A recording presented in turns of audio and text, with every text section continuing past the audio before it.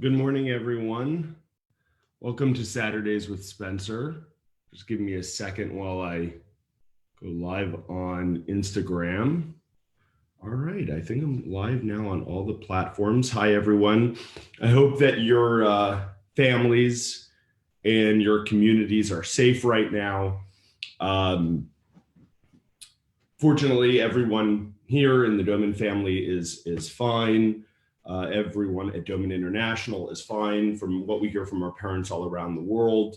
None of our kids yet have been, afflicted with the coronavirus, or at least is not symptomatic, which is a huge, huge relief for all of us. And hopefully it stays that way. Okay, let me just start off with a few announcements while I wait for questions to come in and for participants to be joining us. A few announcements. First of all, you might have heard that this Wednesday, we're going to be releasing a special webinar hosted by Dr. Aravind Bagade and myself about how to protect kids with special needs from the coronavirus. And we are doing this for every parent in the world. This is not just for parents doing the Doman Method. And so what I would ask from all of you is just to help in spreading the word. I know a lot of you are in parent groups, know other parents with kids with special needs, even if they're not doing the Doman Method. And so if you could really help by just sharing the registration link with them, that would be great. So basically on Wednesday, we'll be releasing the registration link. It will be a webinar with rolling admission. You can enroll in it anytime. You can take it at any time. I've gotten some parents' messages worried that they've missed it or they're going to miss it. There's no way of missing it because you can take it at your own convenience. It's a pre-recorded webinar. I've gotten a lot of questions from our Doman parents that I will be asking Dr. Aravind during the webinar. So I'll be getting to all the main questions we're getting from all of you. Now, you might have seen on our Facebook page, we've been releasing videos that are relevant to the current situation that we're all in. So for example, I released a video yesterday on the Doman International Facebook page, just answering the 5 most common questions we're getting right now from parents of kids with special needs on the Doman Method program. It's very Doman Method specific. So it's really meant for our families out there already doing the program. Questions like, should I continue with patterning? Should I be doing my child's respiratory program? Can I go out for walks and runs during this time? What should I do about my child's supplements and so on? So take a look at that video. Just stay tuned to our Facebook page. We've got a lot of interesting stuff going on. We're going to have a video today with Melissa teaching how to make homemade hand sanitizer if you can't find it in your stores. We're going to have basically a class every day next week meant for your kids. A lot of you are locked down at home with your children. So Doman International staff are volunteering their time to do little classes on Instagram Live for kids.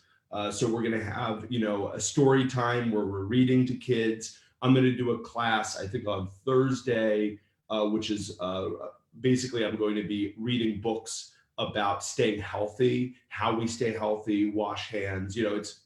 These are classes for kids, but hopefully that will help all of you make it through this kind of crazy lockdown quarantine times. I'm getting a mix of messages from parents, some saying, wow, this is amazing. I've got my spouse home. We're doing the program more consistently. That's the one group. And then the other group is like, wow, this has completely thrown us for a loop.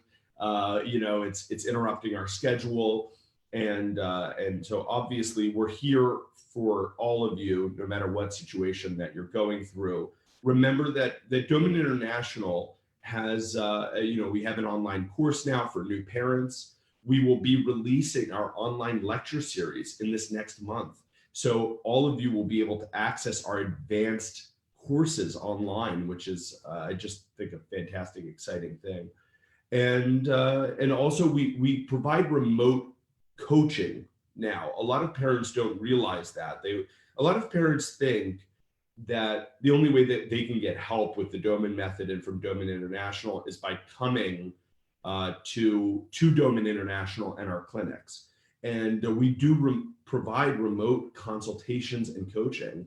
And so keep that in mind. If you're at home right now and you want to get your program revised, if you want a whole new Doman Method program to be working on right now, if you, let's just say you want one part of your program focused on, let's say you want your physical program to be updated or your cognitive program to be updated, nutrition, respiratory, whatever, we are completely flexible. We offer this remote coaching now. So, please, the last thing I would want to hear is that, someone out there doesn't realize that we could, help them at this time.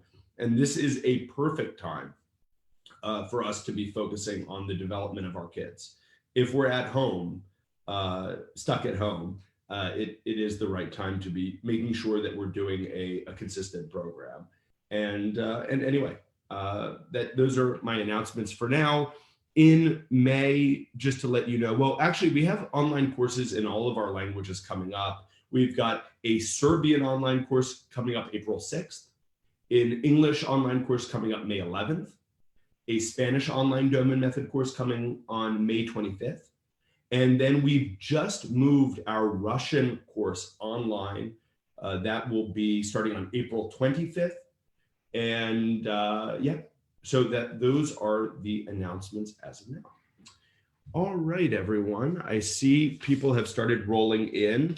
Obviously, just like any Saturdays with Spencer, you can post whatever question you want, and I'm happy to answer it and take it.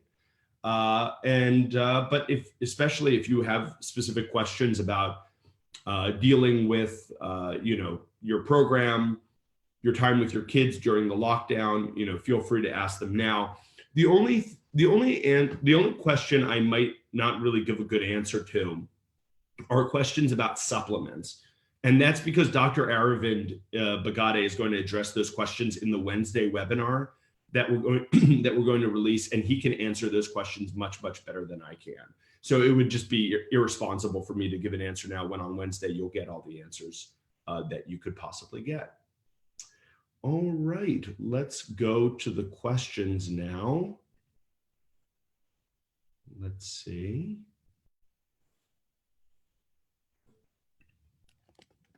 I don't see any questions yet on Zoom. Hi, Instagram, how are you? Hope you're all doing well. Let me go to Facebook now. See if there are any questions here.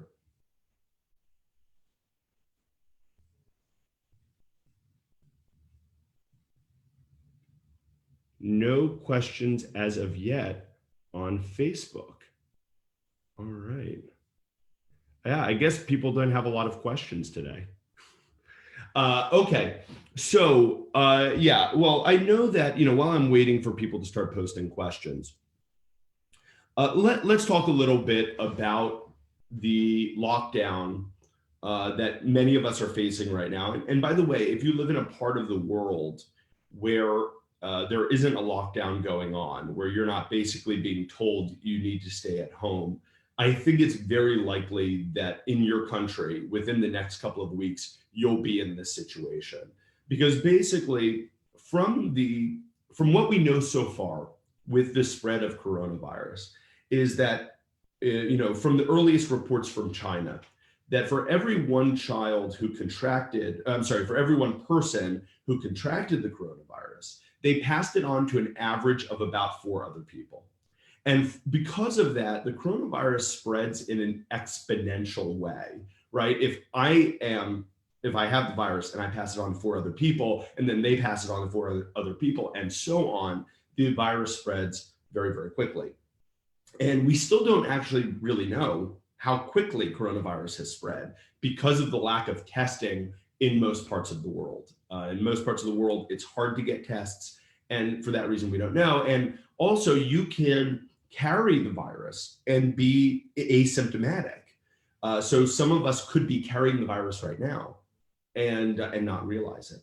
And so, when we talk about social distancing, I think for parents of kids with special needs, it's very obvious why we should be social distancing at this point. We need to protect the health of our kids and of our families. But I'm not sure if you've seen some of these videos, but in the US, for example, we've been seeing videos released of like, spring breakers partying in Florida, kind of saying like, who cares? I'm young, I'm healthy. What's the risk of coronavirus to me? And by and large, from what we are seeing, people who are young, and this includes children, are at a much lower risk of contracting the virus and at a much lower risk of dying because of the virus. That doesn't mean they're completely safe, but they are safer than people who are older or people who have pre-existing conditions. But I think that one of the confusions about social distancing is I'll often hear people say, why should I do this? I'm young, I'm healthy, I'm not at great risk of getting this. Even if I got it, what's the big deal? And I think that those people are missing out on the bigger, more important point about social distancing, which is we are not social distancing for ourselves. We are social distancing for our communities. So as I said, if for every one person who contracts the virus, if they can pass it on to 4 other people, if we are in close social contact with other people and possibly passing the virus from one person to another, we could be delivering the virus eventually to people who are at a high risk of getting sick and dying. And these might even be people we don't know, right? But because we're socially interacting with others and passing the virus on, we are putting those people at risk. So we're in a very funny moment in time where, oddly, staying at home, kind of vegging out on the couch, which feels like a selfish thing to do and feels unproductive, is actually a selfless thing to do. It is the best thing for us to be doing for our communities. And so, I think that we're in this kind of odd time, but we've got to just come together as a community to protect each other. And we have to kind of come together by being apart right now.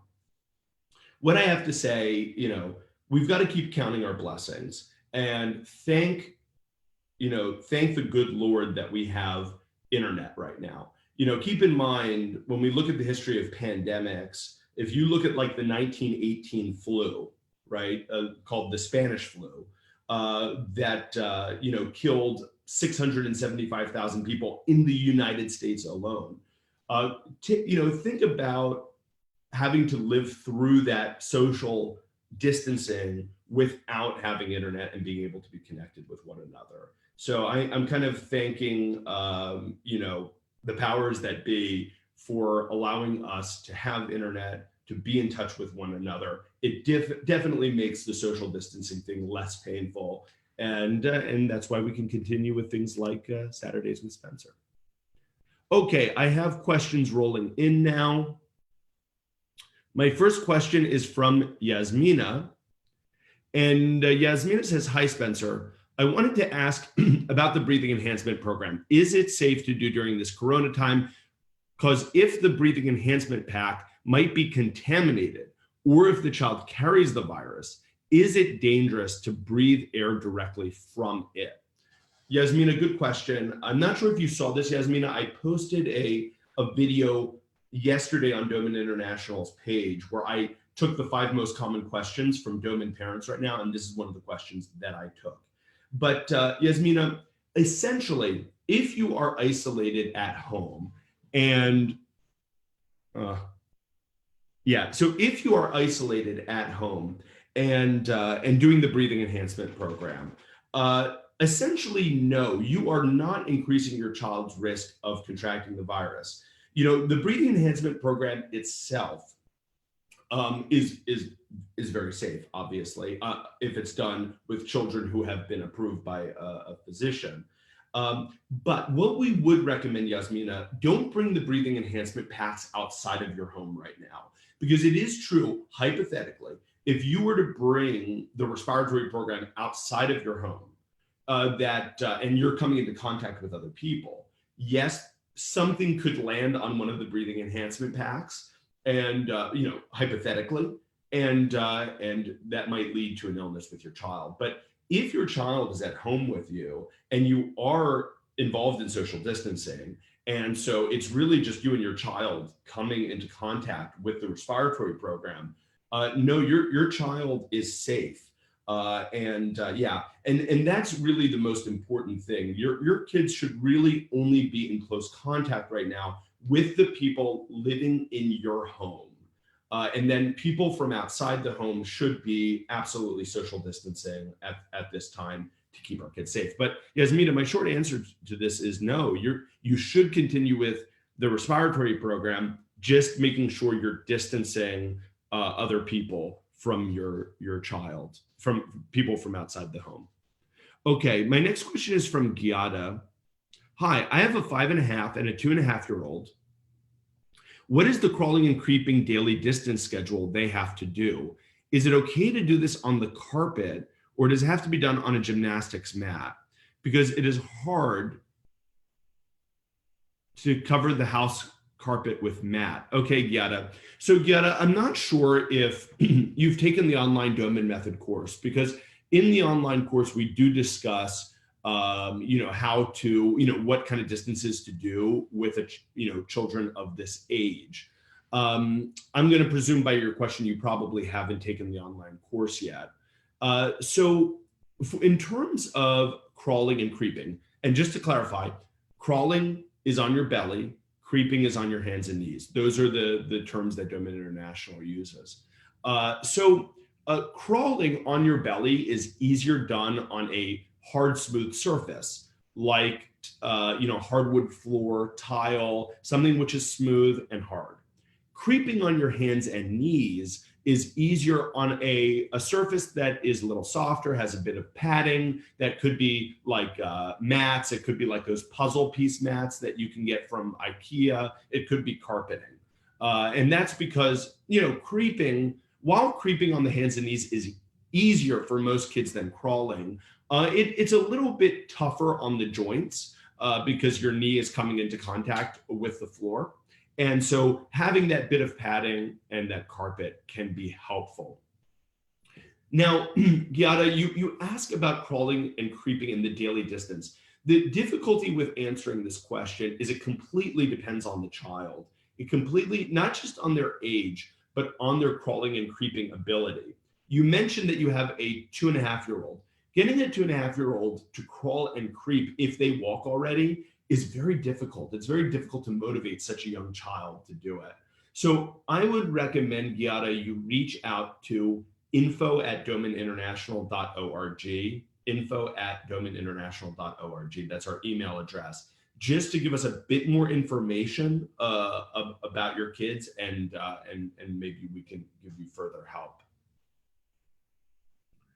Okay, yeah, Yasmina is saying we're keeping distance, but I had to go to the supermarket full of people. Yeah, exactly, and that's that's the issue, Yasmina. None of us will be able to be absolutely perfect during this time. And excuse me, one second. We know that even if we have kind of a severe lockdown situation where we only leave to go to the grocery store or to the pharmacy, for example, that the virus will spread somewhat. Now, we know that also it'll spread much less quickly and much less severely if we impose these kinds of travel restrictions and restrictions from leaving our homes.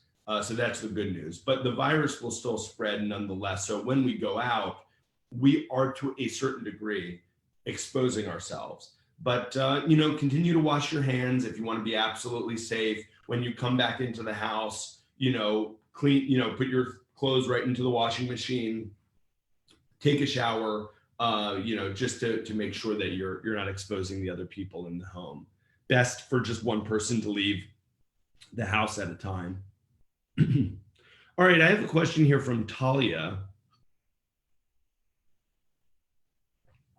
So Talia is saying, for quite a lot of the time, I feel like, okay, so Talia's question is about knowing how much to push her child when doing the program.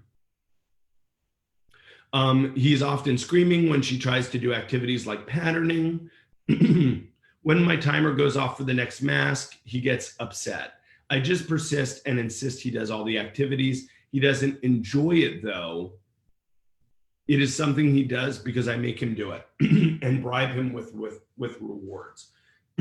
Okay, so Talia, there are a few important things here. Everyone, excuse me for my voice. I guess I've been talking so much recently. I'm just starting to lose it. Okay, so Talia, first, you know, one of the toughest things about being a parent is knowing when to push your child to do something that they may not want to do, and knowing when to let up. And this is not there's no black and white answer here, right? There's no clear definition about when you should say to your kid, all right, buddy, we've just got to do this. And when to say, you know what, that's it. We're going to take a step back for right now. And so you have to use your own common sense. Now, when it comes to your child's treatment, you are the parent and you do know best. And so, you know, it's important that you keep that in mind. Everything that you're doing for his betterment. And so, yeah, sometimes he may not want it, you know, just like how some kids don't want cough syrup sometimes when they need it. Sometimes they don't want to take medicine or supplements when they need it.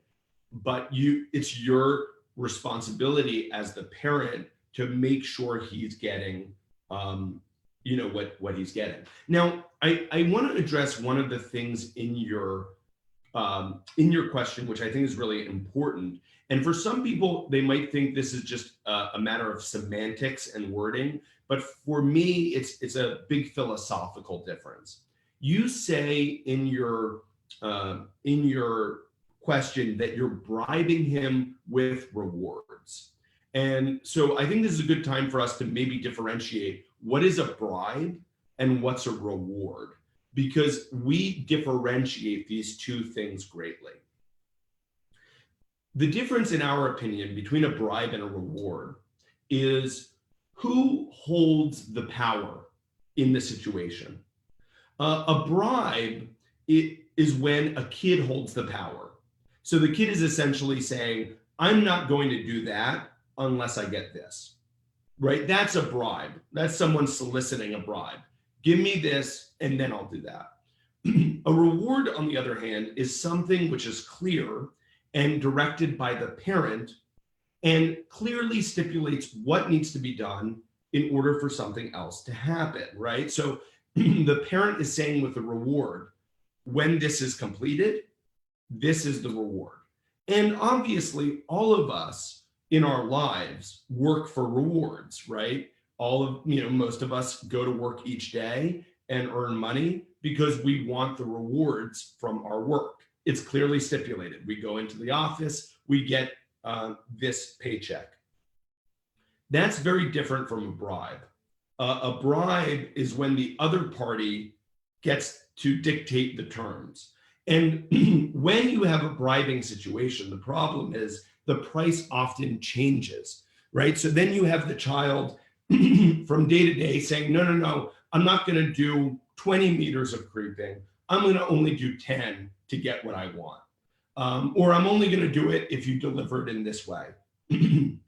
Excuse me. So Talia, make sure that your rewards are clearly written and that your child knows exactly what the deal is, right? We do this, and then you get this reward. As long as it's clear and your child knows what the situation is, they will get it. And yes, your child's going to give you some pushback. You know, it's natural for kids to want to assert independence.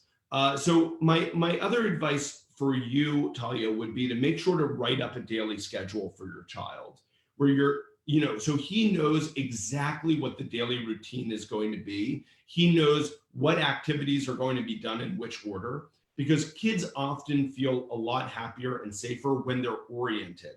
If they know we're going to do this activity and then this activity and then this activity, and it's all written up, it doesn't feel so random to them. So make sure you have a daily schedule written for him, and you're going to the daily schedule throughout the day so he knows what's next. And then also make sure that the rewards are clearly written. All right. Francis is saying, hi, Spencer. What songs and poems can you recommend for a 10-year-old boy? Daniel is still minimally verbal.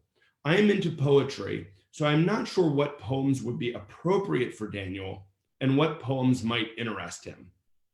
So, Francis, I'm going to assume by your question you're asking about using poems and songs for a speech development program. And I generally, Francis, I will begin with nursery rhymes or simple poems, even with older kids, just because they're kind of universal and enjoyable for all kids. Now, there are some children who are maybe a bit older who may not like them and want some more serious poetry. And if Daniel is one of those kids, you might need to get a book of poetry, to use with him. Look, there are so many great poets out there, whether it's, Walt Whitman or Robert Frost. So there are a lot of good options out there. But Emily Dickinson, of course. But generally with kids, I'll start first with nursery rhymes, just because they're kind of enjoyable for everyone. They're also very naturally rhythmic. A lot of children's poetry is rhythmic, has shorter lines, and for that reason also has content which is kind of tailor-made for kids. It's a little bit more fun, a little bit more silly, a little bit more goofy. And so that's usually what I would start with. Okay.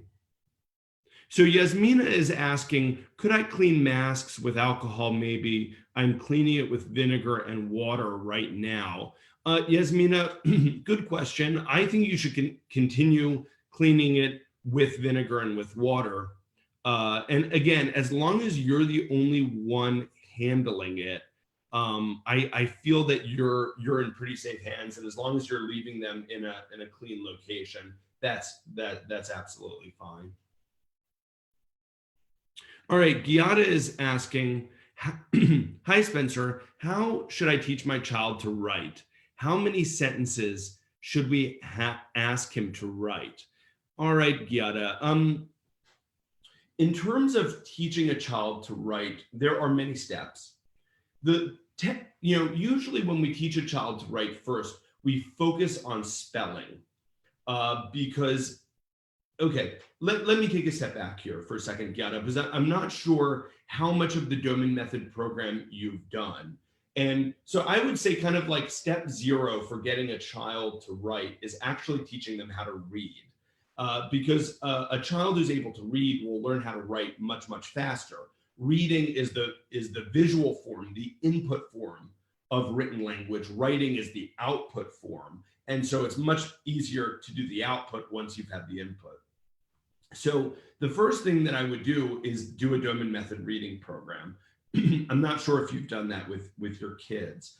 The second thing, once you've done a kind of consistent reading program with your child, then you can start to get into writing. Now, I will be releasing in our advanced courses a whole course on teaching kids to write.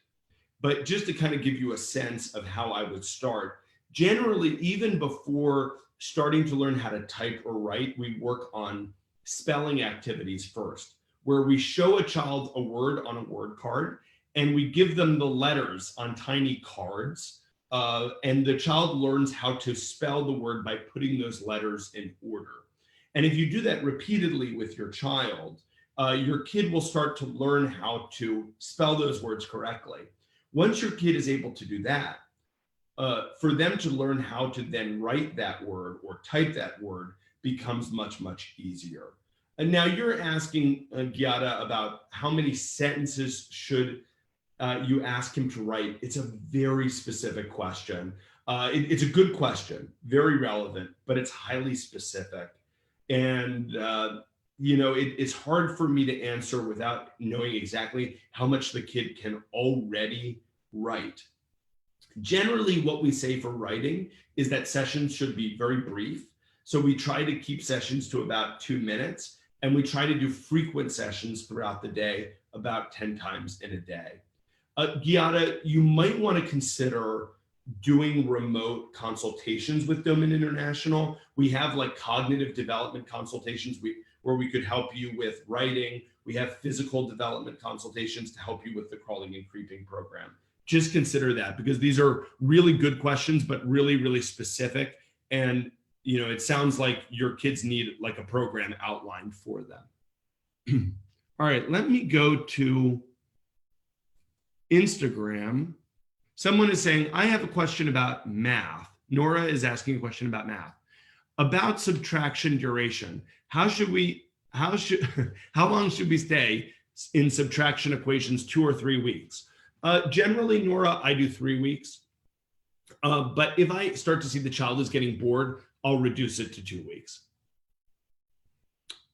Yeah, some kids don't like to see equations for the full 3 weeks.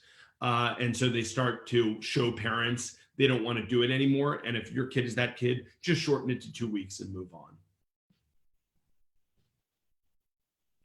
Okay, let me go to Facebook for a second and see if there are any questions here.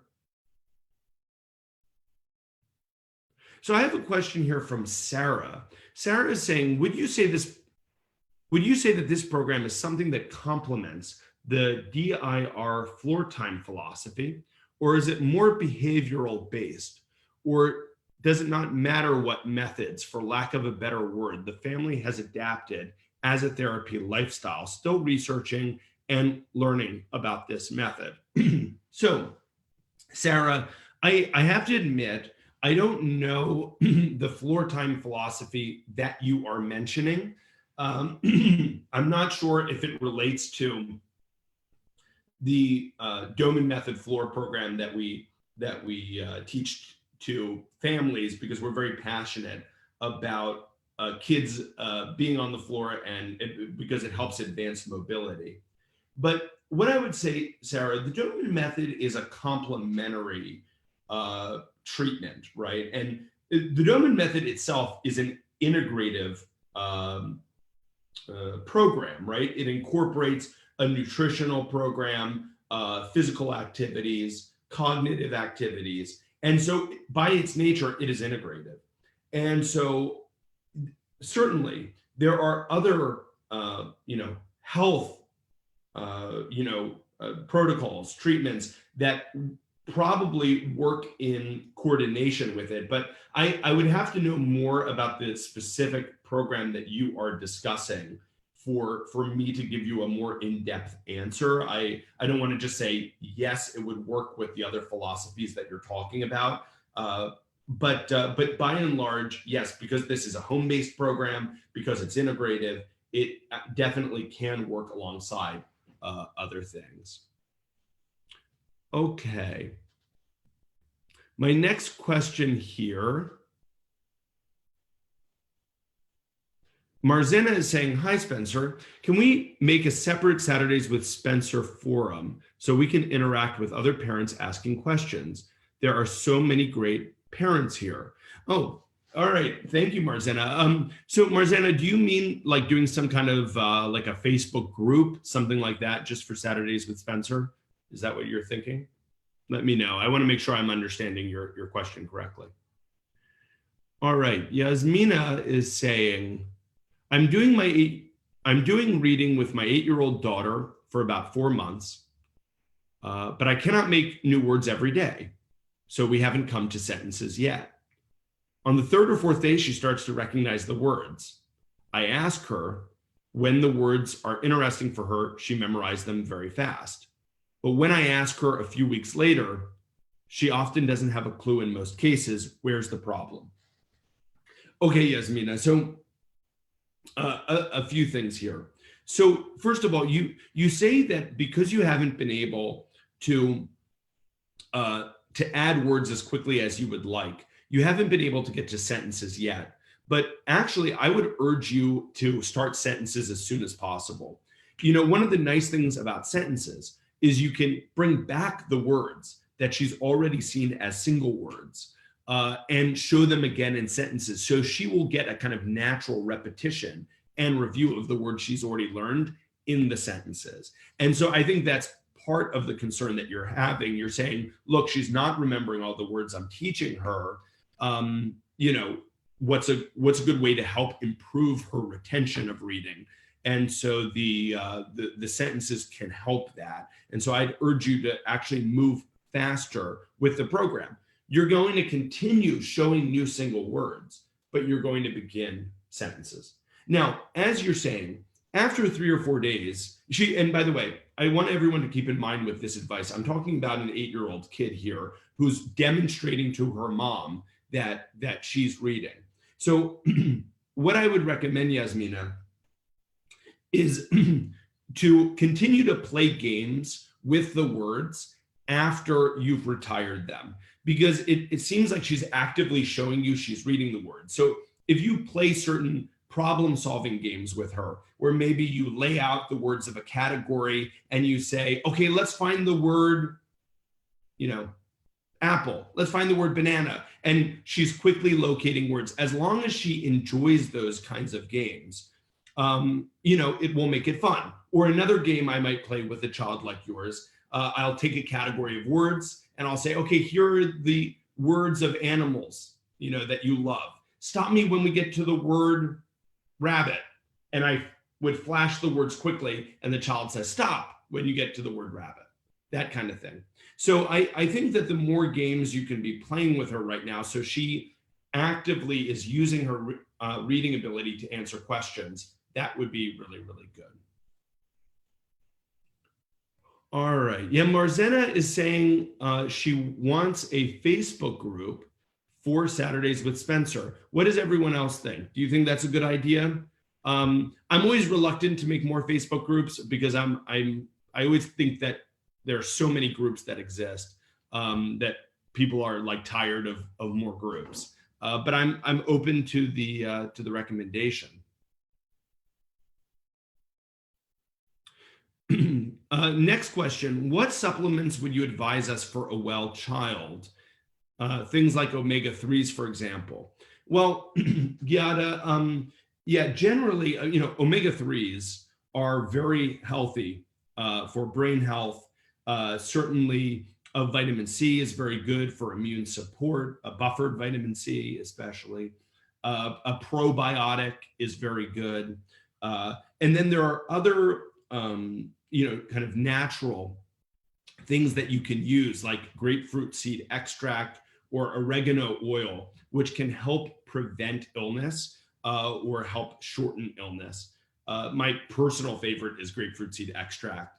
But those are some of them. Now, the actual dosage completely depends on the child. And so I can't really say to you what the right dosage is for your child. I'm also not a nutritionist.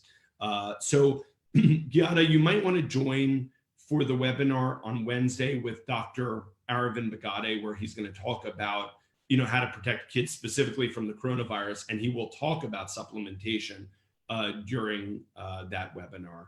But also, if you're interested in getting a nutritional program for your kid, Doman International also provides that. Oh, there's a message here from Victoria. Hi, Spencer. Happy to see you. Hi, Victoria. I hope that you're staying healthy during this time. And, I believe you're in Italy right now. And I'm sure that, I can't imagine what you're all going through. It seems like Italy right now might be suffering the most. And so I hope you're all okay.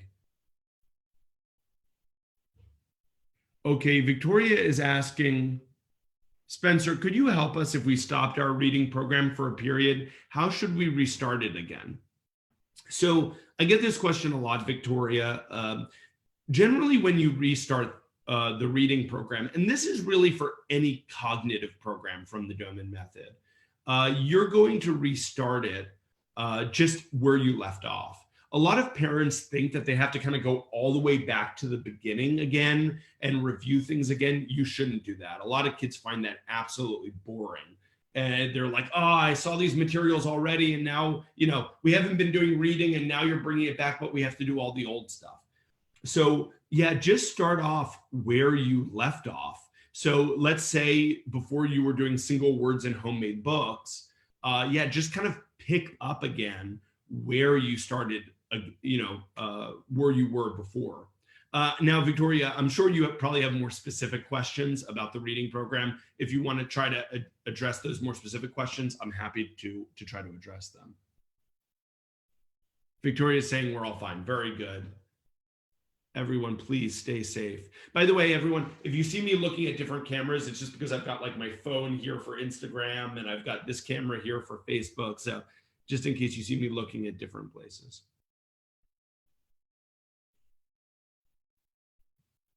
Yeah, Elizabeth is kind of agreeing here with the idea of, parents connecting, maybe an interactive Zoom. And, yeah, this is something that I've kind of been thinking about for a while, because by the way, everyone who's joining on Facebook and Instagram, I host Saturdays with Spencer on Zoom. And, Zoom is really good because it's kind of made for these kind of interactive sessions. And interestingly, I'm kind of asking the parents on Zoom this question. I usually just read your questions aloud, but I could easily unmute your microphones and have you ask the questions verbally. So if you would prefer that, it's always nice to hear other people's voices. I'm happy to do that. Yeah.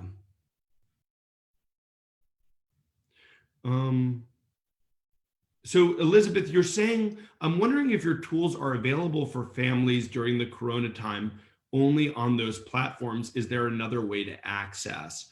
So Elizabeth, a few questions. Everyone who's listening to this webinar, please sign up for our e-newsletter. Our e-newsletter goes out every 2 weeks. And basically the most important stuff we put on there.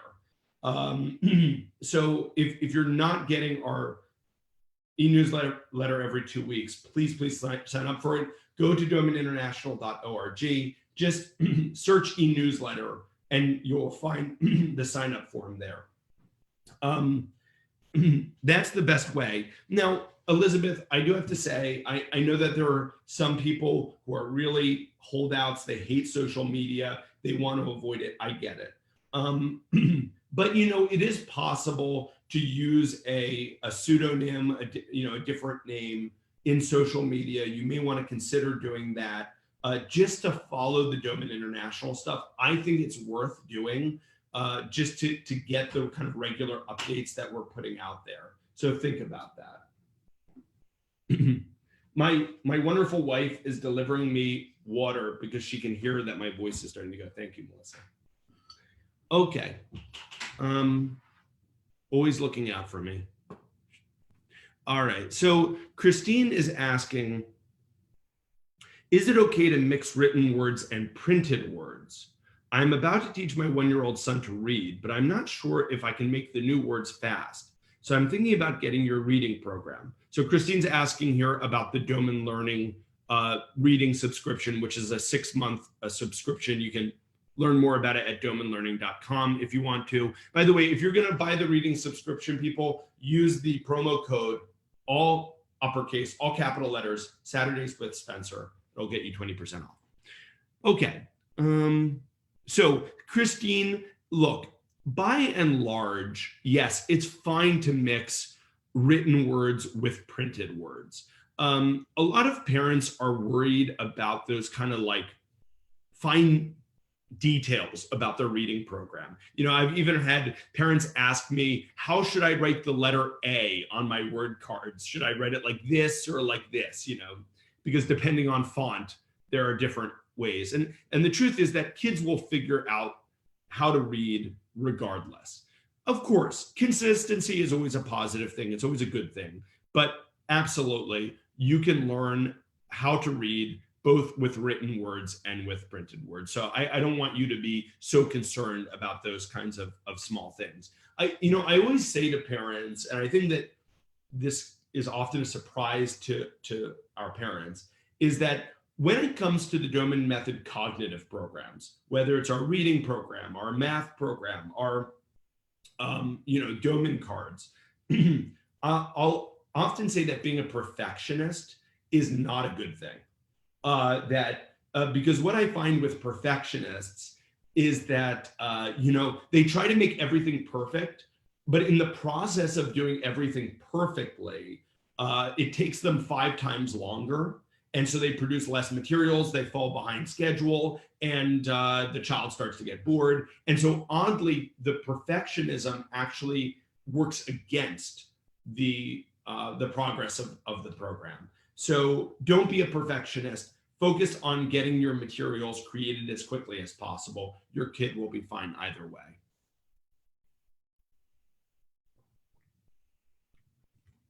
All right, let me go to Facebook and see if there are more questions here.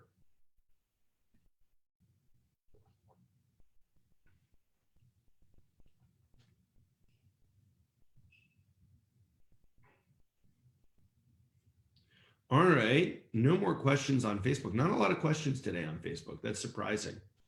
All right.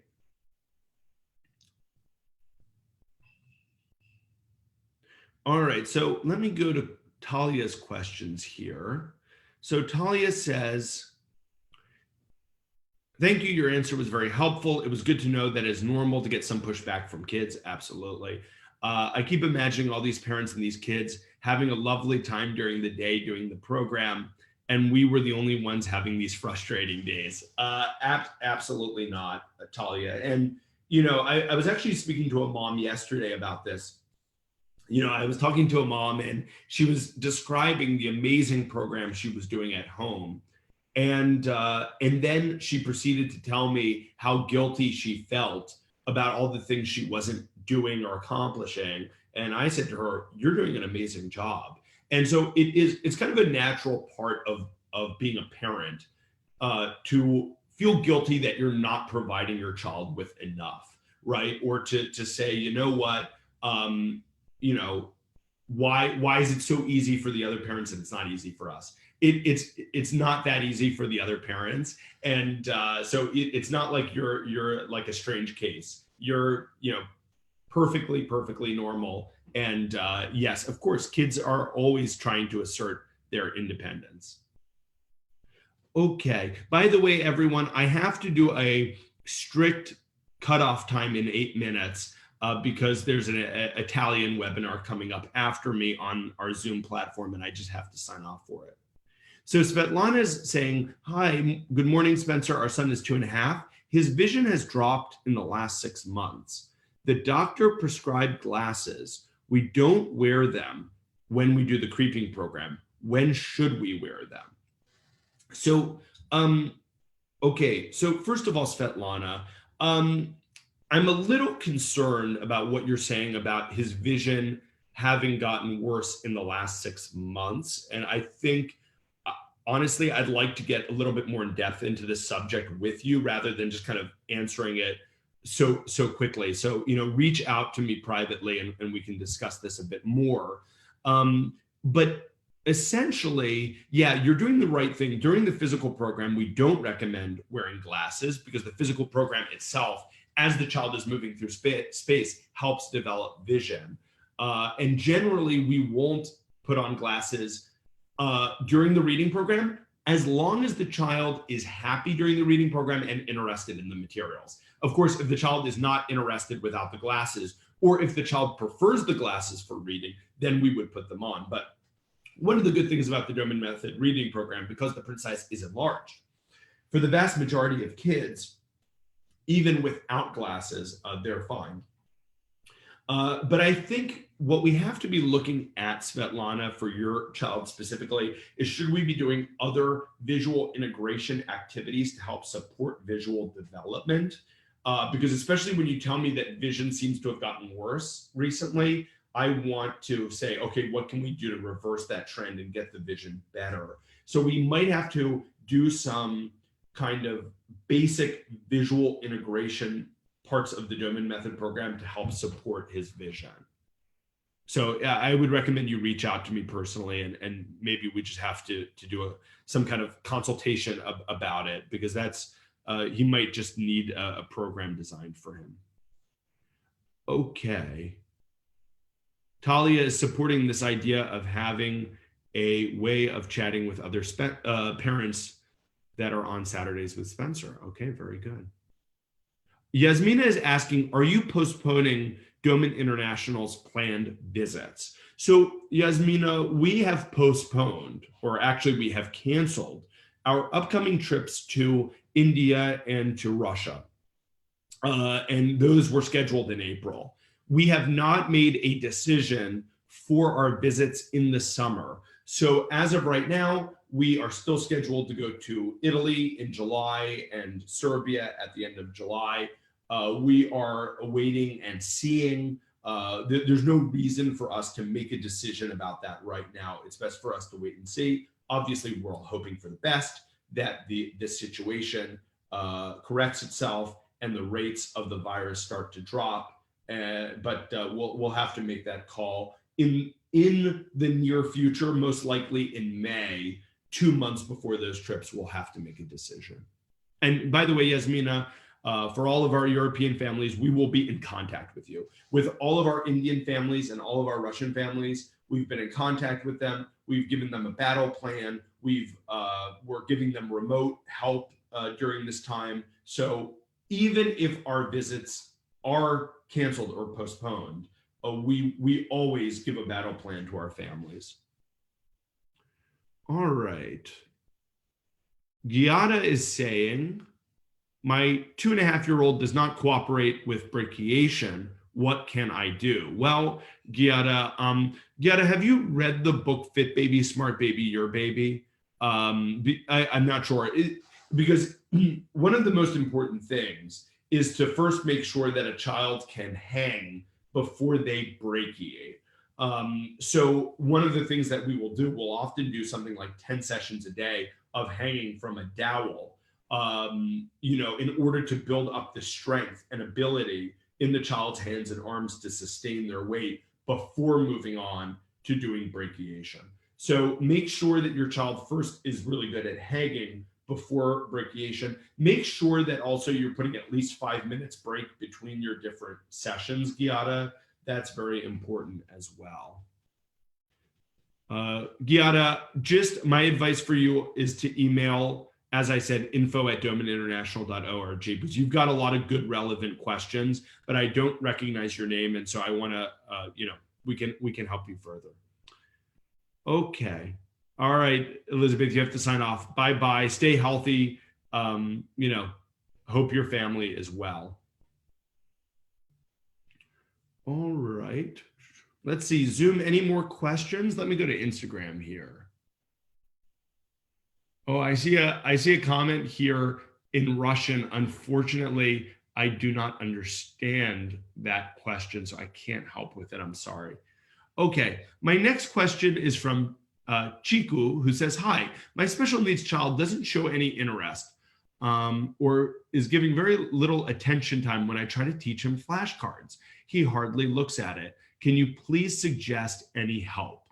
Okay, Chiku, so it's a good question, and it's actually a little bit more challenging a question to answer because there are many reasons why a child may not be interested. For example, are the sessions short? Sessions of reading with the Doman method should only be 5 seconds. They should only be 5 cards. So are you keeping the sessions short? Are you only showing one set of words at a time? That's very important.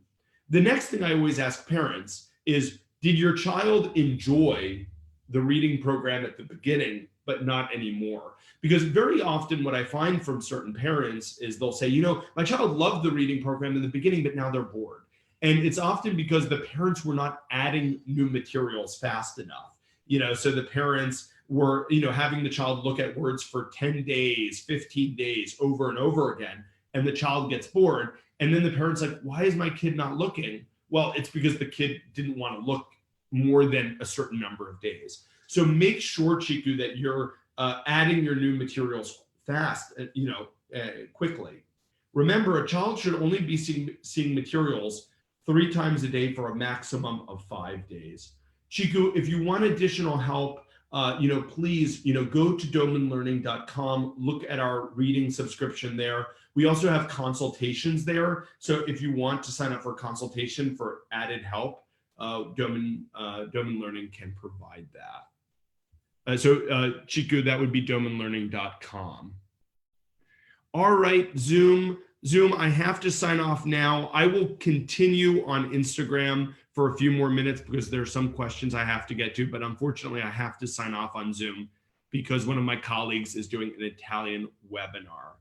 Everyone stay healthy, stay safe. Please make sure to distance your kids from anyone else during this time. And I'll see you all soon. And remember, we're having on Wednesday we're releasing this webinar for all parents of kids with special needs about the coronavirus, which will be very, very important. Okay, bye everyone on Zoom.